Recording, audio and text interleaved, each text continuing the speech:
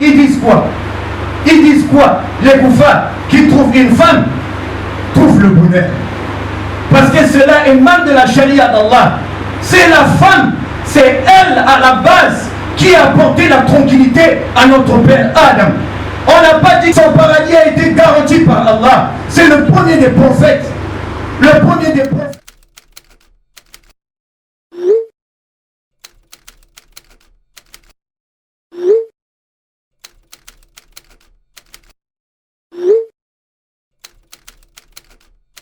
Ils disent quoi? Ils disent quoi? Les koufars qui trouvent une femme, trouvent le bonheur. Parce que cela émane de la charia d'Allah. C'est la femme, c'est elle à la base qui a apporté la tranquillité à notre père Adam. On n'a pas dit.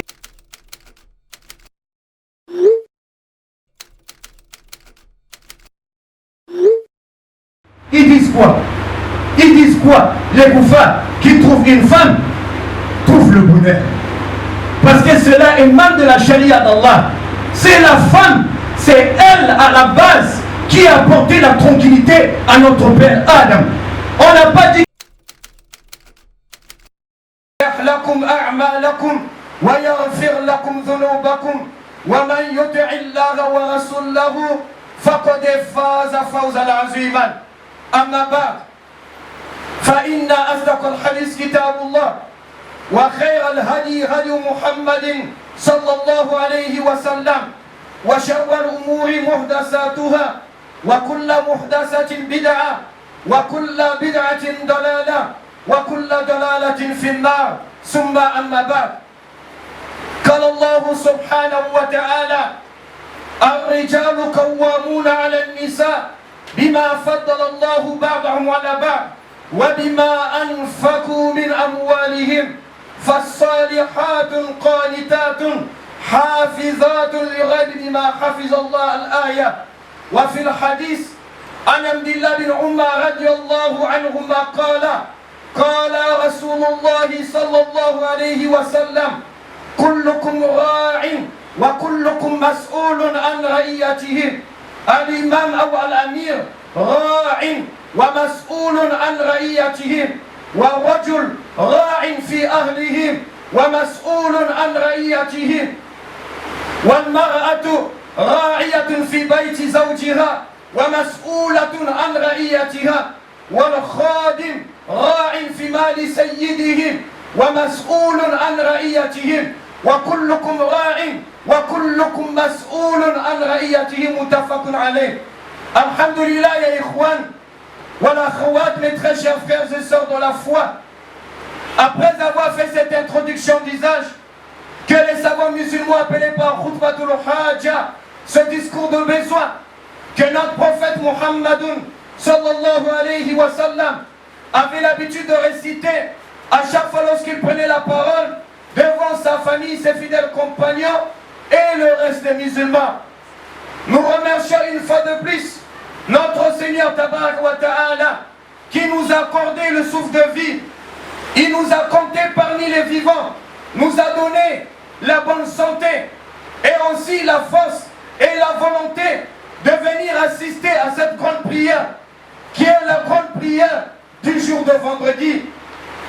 Car nombreux, que ce soit dans nos pays, dans nos villes, dans nos villages, dans nos familles respectives, ont déjà quitté ce bas monde. Mais nous disons Alhamdulillah Rabbil Alamin, Allah nous a fait grâce de voir la journée d'aujourd'hui. C'est pourquoi il faut profiter en implorant le pardon d'Allah, ya ikhwan wa l'akhwat, car nous ne savons pas à quel moment la mort va nous surprendre. En multipliant les bonnes œuvres, sinon les bonnes actions, par la permission d'Allah, notre Seigneur Tabarak wa Ta'ala. Comme nous savons tous, aujourd'hui par la permission d'Allah, nous sommes vendredi 3 mai 2024 par la permission d'Allah, qui correspond à la date de notre calendrier musulman. Nous sommes aujourd'hui vendredi 24 Shawwal, l'an 1445 de l'Hégire. Depuis que nous avons fini le jeûne du mois béni de Ramadan, nous sommes à 24 jours du mois de Shawwal. Alhamdulillah Rabbil Alamin, vous avez constaté, ces derniers temps on a été absent, c'est tout à fait normal. Rasoul sallallahu alayhi wa sallam disait, Qilu fa inna shayatin la taqilu. Lorsque vous travaillez, alors prenez un peu de temps de vous reposer. Prenez un peu de temps pour le repos. Car ce sont les démons, ce sont les shayatines, que la malédiction d'Allah soit sur eux, qui ne se reposent point. Mais vous, les musulmans, vous, yani les musulmans, parmi les fils de Adam, travaillez et reposez-vous. C'est pourquoi on avait pris un peu de repos. Vous savez que nous travaillons beaucoup et on n'a pas de repos en temps normal. Nos repos, ce sont les maladies lorsqu'on est en état de maladie. On est malade, on est en déplacement, on est en péché. Mais sinon, lorsque nous revenons dans les activités, c'est jusqu'à l'année prochaine. Il n'y a pas de repos. C'est pourquoi même les étudiants sont pressés. Que ce soit ici, les mosquées attendent les programmes que nous avons dans les différentes mosquées. Il ne faut pas chanter encore. Il ne faut pas chanter. Comme a dit mon très cher frère Oussas Adam, nous allons partir jusqu'à la fin du mois de Shawwal. Après, nous allons nous retrouver entre membres du bureau restreint de la mosquée au Rabat pour officialiser le début des cours dans la mosquée. Reposez-vous, ya Ikhwan. C'est important pour le corps. Faites des mouradia, faites des révisions. On a beaucoup appris, on a beaucoup écouté, on a beaucoup entendu. Alors il faut se reposer. C'est important. Le repos ne signifie pas abandonner les adorations. Non. Nous sommes toujours dans l'adoration d'Allah. Qu'Allah nous facilite tous, ya Ikhwan, wa la khawat. Sans plus tarder, bi'iznillah subhanahu wa ta'ala, par la permission d'Allah, notre Seigneur, gloire et piété à lui le Très-Haut. Et comme Allah subhanahu wa ta'ala nous dit dans le Saint-Coran, s'adressant au prophète Muhammad sallallahu alayhi wa sallam, Allah subhanahu wa ta'ala dit, et nous n'avons jamais cessé de mentionner ce verset, où Allah notre Seigneur tabarak wa ta'ala dit, Kitabun anzalnahu ilayka, litukhrijan nas, min adh-dhulumati ila an-nur, bi'izni rabbihim, ila siratil azizil hamid. Allah dit au prophète, Kitabun anzalnahu ilayka, le livre en vérité que moi Allah j'ai fait descendre sur toi, Anta Muhammad sallallahu alayhi wa sallam. Je t'ai révélé Al-Qur'an et son semblable qui est la Sunna. Pour quel but Allah justifie? Il dit pour un seul but. Litukhrijan nas min adh-dhulumati ila an-nur. C'est pour que tu fasses sortir Anta Muhammad sallallahu alayhi wa sallam, que tu fasses sortir les gens du ténèbre de la mécréance, du ténèbre de l'idolâtrie, du ténèbre du polythéisme, du ténèbre de l'associationnisme, du ténèbre des innovations, du ténèbre ici de la désobéissance à Allah, il a nous, vers la lumière du tawhid, de l'unicité d'Allah, du monothéisme pur, vers la lumière de la ilaha illallah, la lumière de la sunna, vers la lumière de l'obéissance et la soumission à Allah seul, bi'izni rabbihim, par la permission de leur Seigneur, ila siratil azizil hamid, vers le chemin du Tout-Puissant et le digne des louanges qui est Allah notre Seigneur, tabarak wa ta'ala. Si Allah nous facilite, avec le peu de temps que nous avons en face de nous, on a eu un petit retard à cause des embouteillages, malèche. C'est pas ça qui va nous empêcher à descendre ou à aller vite avec notre thème. Qu'Allah nous facilite, nous parlerons sur la vie de la femme musulmane dans l'islam. Qui est la femme musulmane? Allahu Akbar. Qui est la femme musulmane dans l'islam? Qui on appelle la femme musulmane? Nous allons parler sur la vie de la femme musulmane. Comme nous savons tous, ya ikhwan wa la khawat, Rasoul sallallahu alayhi wa sallam, dans ce hadith authentique, là où il parlait du meilleur, le meilleur des jours, parmi les jours où le soleil se lève, yani c'est le jour de vendredi. Rasoul sallallahu alayhi wa sallam a dit, khayru yawmin tala'at alayhi shams yawmul jum'ah. Le meilleur jour, parmi tous les jours où le soleil se lève, c'est le jour de vendredi. Pourquoi fihi khuliqa Adam? C'est le jour de vendredi qu'Allah a créé notre père Adam. Wa fihi udkhila al-jannah. Et c'est le jour de vendredi qu'Allah l'avait fait rentrer au paradis. Wa fihi ukhrija minha. Et c'est le jour de vendredi qu'Allah l'a fait descendre du paradis. Et notre père Adam mourit un jour de vendredi. Interviendra un jour de vendredi.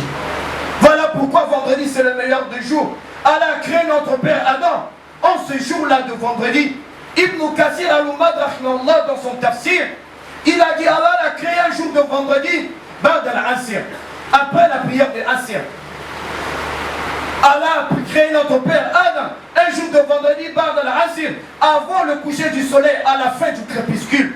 Il a pris la terre, l'argile, il a façonné dans la forme d'un être humain. Et Ibn Kathir dit dans son tafsir, Allah a pris la terre du côté blanc, du côté jaune, rouge et noir de la surface qui était humide. La partie humide de la surface. Et il a façonné notre père Adam. Il a créé notre père Adam. C'est pourquoi nous les enfants d'Adam, nous naissons. Il y a d'autres qui sont blancs. Il y a d'autres qui sont jaunes. Il y a d'autres qui sont noirs. Il y a d'autres qui sont rouges. Cela émane de la création, l'origine de la terre, là où Allah a pris pour façonner notre père Adam. Allahu Akbar. Il a pris Adam, il a mis Adam dans le paradis. Adam vivait dans le paradis.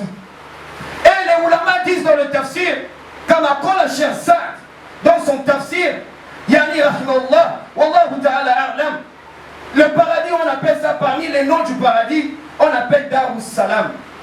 C'est la maison de paix. Adam vivait en paix dans le paradis. Mais il y a quelque chose qui manquait à Adam. Il y a quelque chose qui manquait à notre père Adam. Ce qui fait que les ulama disent, Adam se promenait beaucoup dans le paradis. Il n'était pas stable dans le sens où il ne restait pas sur place. Il bougeait beaucoup. Un jour, en se promenant dans le paradis, il est allé rentrer dans les jardins du paradis. Et il s'est allongé sur les jardins du paradis. En s'allongeant sur les jardins, il a fermé ses yeux.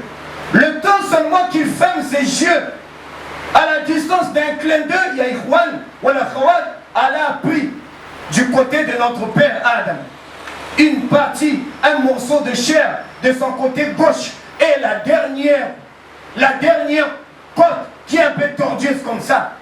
Allah a pris le morceau de chair là-bas, il a tiré et il a façonné notre mère Ève.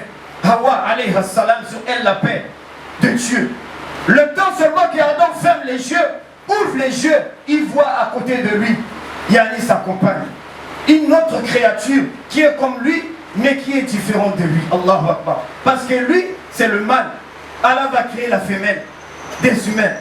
Et depuis ce jour, Cheikh Saad dans son tafsir Allah, Wallahu Ta'ala A'lam dit, depuis ce jour-là notre père Adam est devenu stable. Dans le sens où il était maintenant sur place parce qu'il a une compagne. Allah va lui donner sa femme. Il va dire, ya Adam, oh toi Adam maintenant, uskun anta wa zawjuka al-janna. Oh toi Adam, uskun, regardez, Allah n'a pas utilisé le verbe asha ya'ishu. Parce que asha ya'ishu, vous comprenez, Allah le verbe vivre. Mais Allah n'a pas utilisé ce verbe mais il a utilisé le verbe sakana yaskun à l'impératif uskun. C'est le verbe vivre toujours, mais cette fois-ci en tranquillité. Regardez comment Allah dit. Ya Adam, oh toi Adam, uskun, vis, anta, toi, wa zawjuka, et ta femme Ève, allez-y, vivez, yani dans le paradis en toute tranquillité. Allahu Akbar. C'est pourquoi vous allez voir, même les kafs, ils ont triché dans la parole de Dieu. Ils disent quoi? Ils disent quoi? Les koufars qui trouvent une femme trouvent le bonheur. Parce que cela émane de la charia d'Allah. C'est la femme, c'est elle à la base qui a apporté la tranquillité à notre père Adam. On n'a pas dit que Adam ne manquait pas d'erreur. Parce qu'à la base, yani, on est tous des humains, mais c'était un prophète d'Allah. Allah l'a pardonné tous les péchés passés et futurs. Son paradis a été garanti par Allah. C'est le premier des prophètes. Le premier des prophètes d'Allah, notre père Adam alayhi salam. Mais c'est elle, notre mère Ève, qui a porté ce bonheur. C'est pourquoi quand vous allez dans le Coran, Allah subhanahu wa ta'ala dit wa min ayatihi, parmi les signes qui montrent l'existence d'Allah, C'est que Allah a créé à partir de vous, les hommes, puisque la femme a été tirée de la côte de l'homme. Allah a dit, il a créé à partir de nous pour que ça soit pour nous azwaja, yani des épouses. Regardez comment Allah dit, litaskunu ilayha, Allahu Akbar. Allah n'a pas dit, yani, qu'elle trouve la tranquillité auprès de nous. Non, attention. On n'a pas dit aussi que Allah a refusé le fait que l'homme aussi apporte la tranquillité à la femme. Oui, Allah n'a pas refusé ça. Allah n'a pas refusé ça. Mais quand on voit la tranquillité que l'homme apporte à une femme et la tranquillité que la femme apporte au sein d'une famille, dans le foyer, nous trouvons plus de tranquillité où? Auprès de la femme. Comme c'est elle qui apporte plus de pourcentage, Allah nous a dit litaskunu ilayha. Pour que vous viviez en tranquillité auprès d'elle, avec elle. C'est-à-dire le fait de rester avec elle, elles vont vous apporter quoi? La paix, la tranquillité. Dans la famille, dans le foyer. Voilà le rôle, yani, pour lequel la femme a été créée. Non seulement pour adorer Allah, et aussi accompagner notre père Adam. Lui apporter quoi? La tranquillité que Adam avait besoin. Parce qu'il était seul. Elle vient apporter cette tranquillité. Allah ne s'est pas arrêté là. Il a dit et il a mis l'affection et la miséricorde entre les deux. Inna fi dhalika la ayat. Dans tout cela vous avez un signe, pas pour tout le monde. Allah dit pour un peuple qui raisonne, qui réfléchit.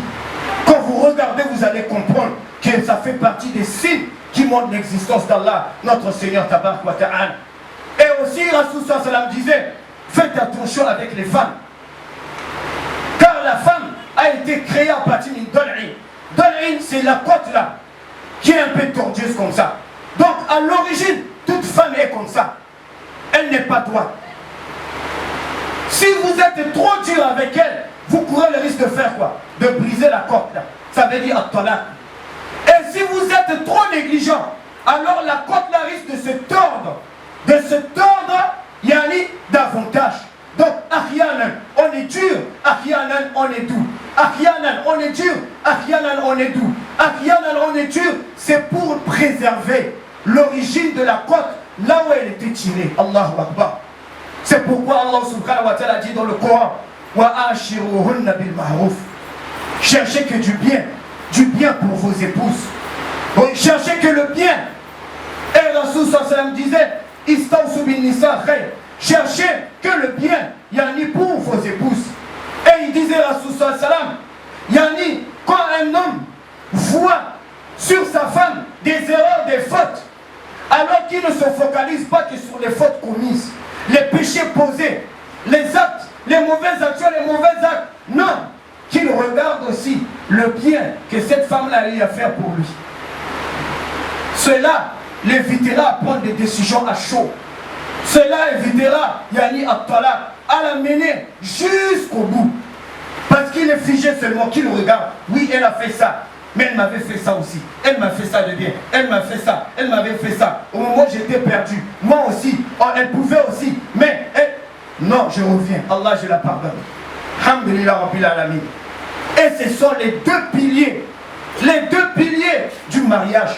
Al-Mahabba wa Rahma.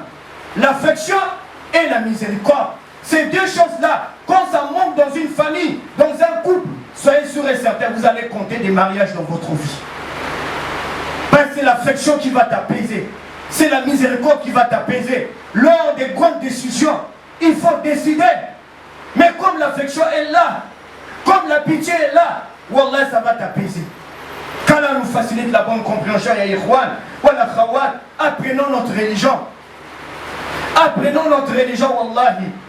C'est parmi les grandes fitna. Rasul sallallahu alayhi wa sallam nous a dit, d'abord la toute première fitna, qu'il a dit le monde ne connaîtra jamais. Rasul sallallahu alayhi wa sallam disait, ma bayna khalqi Adam ila qiyam sa'a fitnatun akbar min ad-dajjal. Il n'y a pas, depuis la création de notre père Adam jusqu'au jour de la résurrection, il y a beaucoup de fitna sur terre, mais il n'y a pas une fitna. Il n'y a pas une fitna qui dépasse la fitna de Al-Masih ou Dajjal. Le faux Messie qui sortira à Dajjal. Qu'Allah nous protège. Il n'y a pas une fitna qui dépasse ça. Et Rasul sallam disait encore concernant sa communauté, il a dit les fitna. Chaque communauté avait sa fitna. Chaque communauté, chaque nation avait leur fitna. Wa fitnatu ummati. Mais la fitna des gens de ma communauté, c'est dans deux choses. La première, il a dit al-mal, l'argent. La deuxième, il a dit wal-nisa, et les femmes. Aujourd'hui, les musulmans, c'est dans deux choses. Si ce n'est pas l'argent, c'est la femme. Si ce n'est pas la femme, c'est l'argent. Ça, c'est la fitna de toute la communauté. Les gens de la Ummah du Muhammad sallallahu alayhi wa sallam, on est dans ces deux fitnas. Beaucoup de gens abandonnés à Allah et son messager à cause de quoi? Dunya, l'argent. Il prie plus en jama, il n'apprend pas, il n'a pas de temps. Quand tu demandes, oh non, je travaille tôt. Dunya, l'argent. C'est la fitna, le prophète a dit. Frère, on ne te voit plus, c'est comme, oh non, Bethel Ismaël, lui-même il dit, le temps c'est de l'argent. C'est l'argent. Quand tu vois un musulman tomber, regarde derrière, il y a une histoire d'une femme dedans. Le prophète n'a pas menti. Et concernant les fitna des hommes de sa communauté, il a dit ma taraktu ba'di. Ma taraktu ba'di fitnatan hiya adarru ala rijal min al-nisa. Je n'ai pas laissé une fitna dans cette communauté après moi sur les hommes de ma communauté qui est plus dure que la fitna des hommes et la fitna des femmes. Je n'ai pas laissé derrière moi sur les hommes de ma communauté une fitna qui est plus grave sur eux que la fitna des femmes. C'est pourquoi vous allez voir aujourd'hui que c'est les femmes, les fitna. Si l'homme ne tombe pas à l'argent, c'est la femme qui lui fait tomber. S'il ne tombe pas au niveau de la femme, c'est l'argent qui lui fait tomber. On est là seulement, on ne sort pas. Il m'a emmené à droite, il m'a emmené à gauche. Il m'a emmené à gauche, il m'a emmené à droite. C'est pourquoi Cheikh bin Baz, d'abord Cheikh Yani Salih Al-Fawzan, Hafizullah disait, Mashallah, docteur, il disait, Yani, il incombe à la femme musulmane par rapport au trouble annoncé par le prophète Muhammad sallallahu alayhi wa sallam.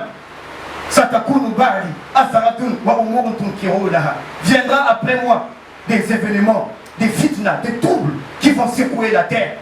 Par rapport à cette parole de Rasul sallallahu alayhi wa sallam, Cheikh Fawzan Salih, un docteur, Hafizullah disait quoi? Il disait il est comme à la femme musulmane, afin de se préserver contre ces troubles, de rester chez elle. Qu'elle reste chez elle. Elle ne sort pas pour l'adoration d'Allah et les besoins que Allah et son messager lui ont autorisés. Et si elle veut sortir, qu'elle fréquente les assises des femmes musulmanes vertueuses. Les assises des femmes musulmanes vertueuses, pas perverses, pas désobéissances, mais vertueuses, afin de préserver sa foi, d'élever sa foi par la permission d'Allah. Allahu Akbar. Aïna nahnu ya ikhwan. Où sommes-nous aujourd'hui?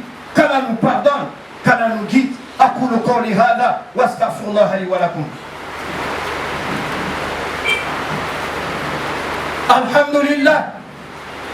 الحمد لله الذي أرسل رسوله بالهدى ودين الحق ليظهره على دين كله وكفى بالله شهيدا وأشهد أن لا إله إلا الله وحده لا شريك له إكراها به وتوحيدا وأشهد أن محمدا عبده ورسوله صلى الله عليه وعلى آله وأصحابه ومن تبعهم بإحسان إلى يوم الدين وسلم تسليما مزيدا أما بعد.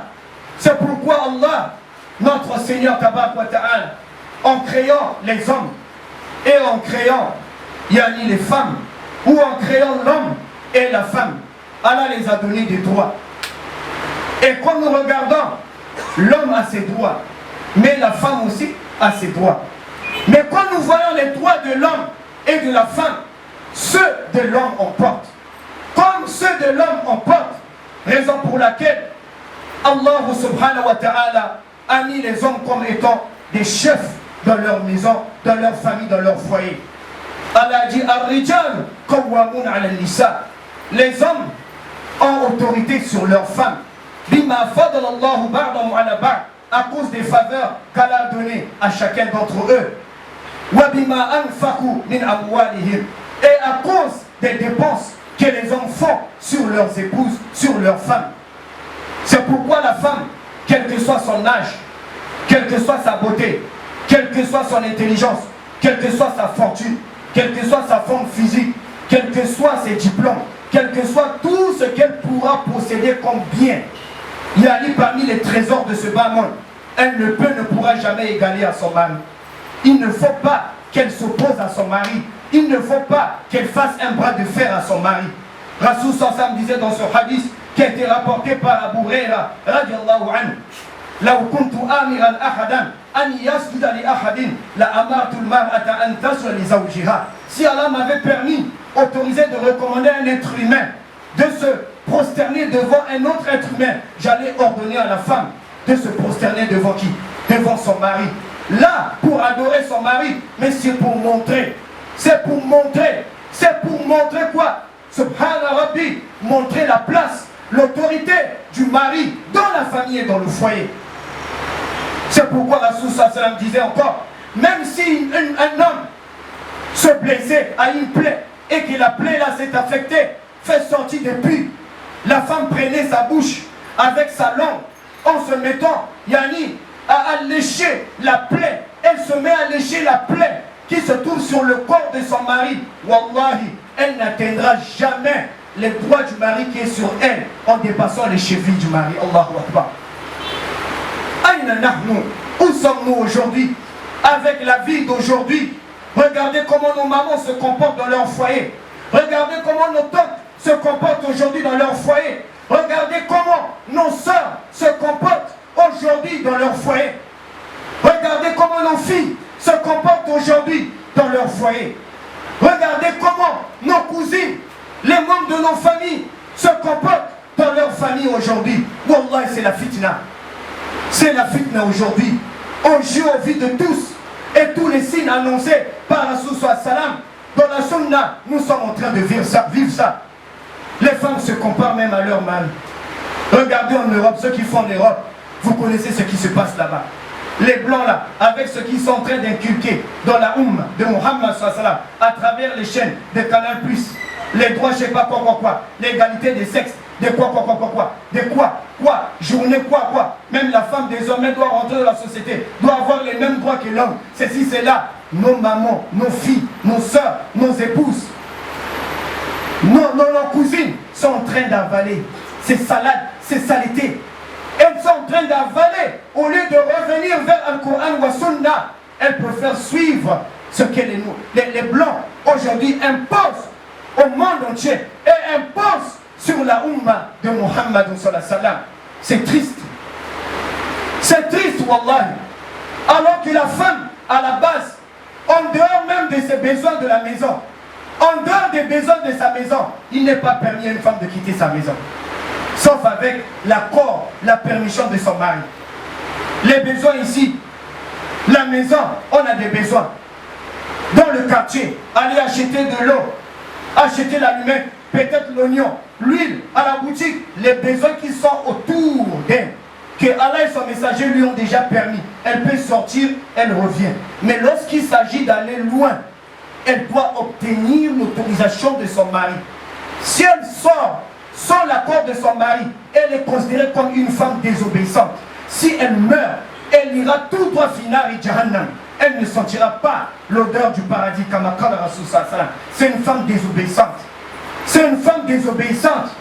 Mais regardez aujourd'hui, combien de familles, combien de couples sont affectés à cause des incompréhensions que les solutions sont là déjà.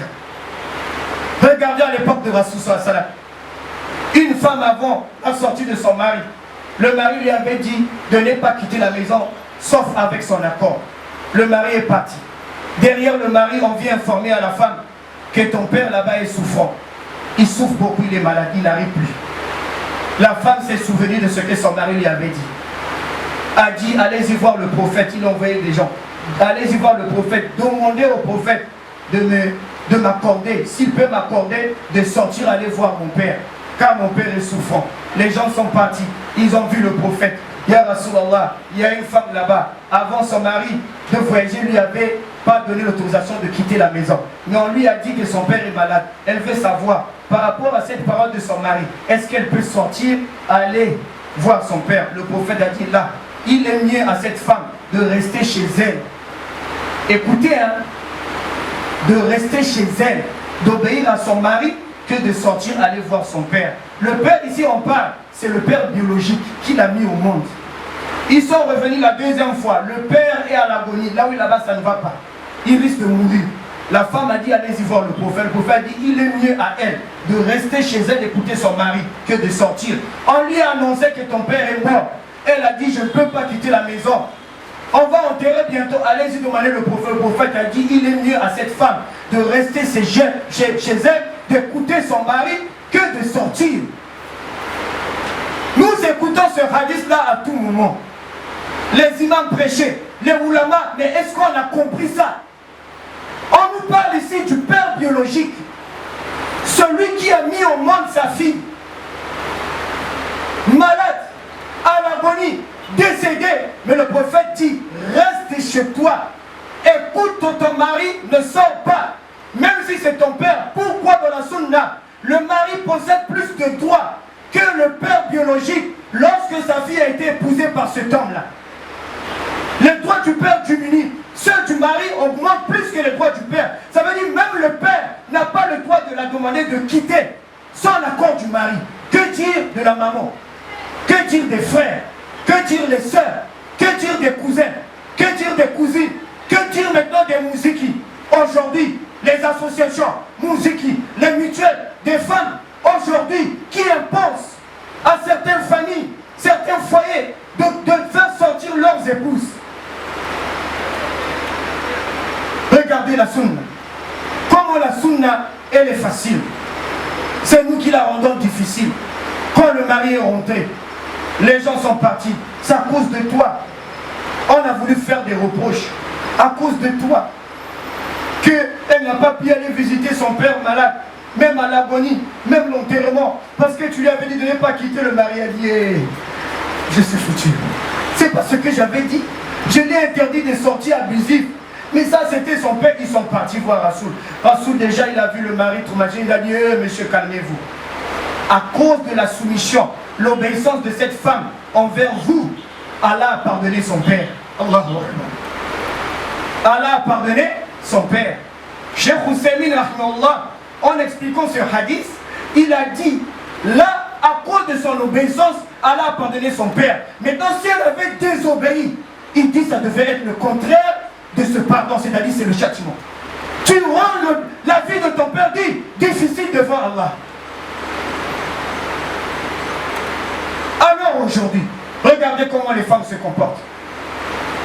Et il y a d'autres qui disent non, laissez ça, on est à l'époque de... On est au 21e siècle. Ça c'est l'époque de Mahomet, c'est passé. Hein? La femme doit être libre. Hein? C'est l'émancipation de quoi. C'est maintenant 8 mars. Hein? C'est quoi. C'est quoi?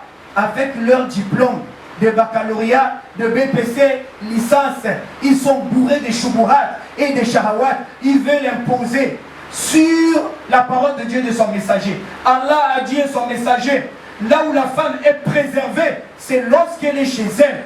Et ils disent non, elle n'est pas une prisonnière. Qui vous dit que lorsque la femme reste chez elle, elle devient prisonnière?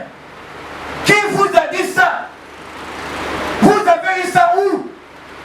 Dans quelle sourate? Quel ayah? Quel hadith? Rawaouman?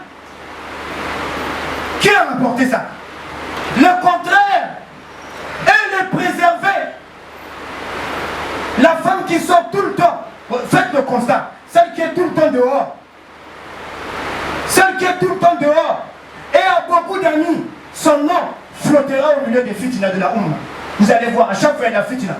La femme d'un tel, vous n'avez pas écouté, même un tel, sa femme était là. Même un tel, sa femme était là. Toutes les fitna, son nom sera là. Mais celle qui est à la maison, tout le temps chez elle, son meilleur ami, c'est son mari. En même temps, c'est son mari. Ses meilleurs amis, c'est ses enfants. En même temps, c'est ses enfants. Son lieu, la maison. Quand elle sort, elle finit, elle rentre. Elle a moins d'amis. Wallahi, summa wallahi. Vous n'entendrez rarement le nom de cette femme dans les fitna de la Ummah. L'islam nous appelle à préserver, comme disait Cheikh bin Baz, la femme, déjà en elle-même, elle est une nudité. l'islam. Alors préservez la nudité de vos femmes. Pas vos maisons, les maisons à elles. Préservez cette nudité-là. C'est-à-dire, c'est mieux qu'elle reste chez elle. Même lorsqu'elle veut faire le travail, ce n'est pas interdit à une femme de travailler. Seulement, quand cela ne contredit pas sa religion, ou ne se pose pas